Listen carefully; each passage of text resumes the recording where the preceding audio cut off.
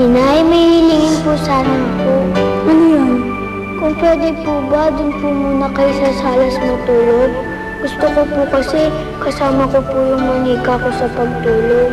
Ngayong gabi lang po, Nay. Sigurado ka ba? Opo. Sige na, pagbigyan na natin yung bata kasi baka naman nasisikipan na siya sa atin eh. Lipit ko pa naman matulog na, anak. Sige, pag may kailangan ka, tawagin mo lang kami, ha?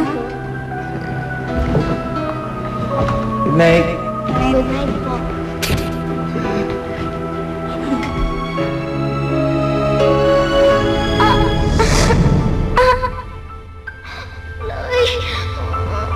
Dali, anong nangyayari sa'yo? Huwag kang maingay. Baka marinig ka na na inatitay. Ayoko malaman nila na nasasaktan ako. Dapat malaman nila. Hindi, Jillian. Wala naman din sila magagawa eh. Hindi naman din nila maaalis yung sakit ko. Ako ba? Maalis ko ba ang sakit mo? Hindi, Jillian. Kaya gawin mo. Hawakan mo na lang yung kamay ko. Ay. Jillian. Pakiramdam ko. Malapit na akong umalis. Umalis? Saan ka ba pupunta? Sabi nila, sa langit daw nagpupunta, huwag ako mamamatay. Namamatay? Bakit ka mamamatay? May baterya ka rin ba? Kaya ako pupunta sa langit para bumili ng baterya? Hindi, Jillian. Hindi ako bibili ng baterya. Nandun ako kasi doon ako mapupunta pag mawala na ako. Pag iniwan ko na kayo.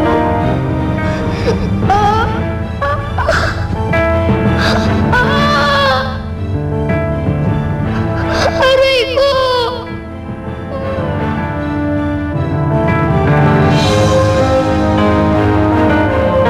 Sinapado niya sa langit na si Tali.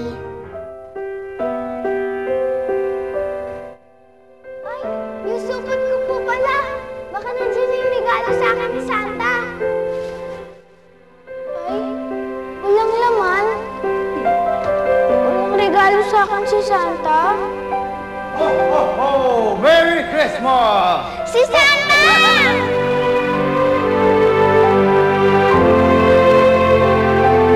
Manika pa lang hiningi ko kay Santa.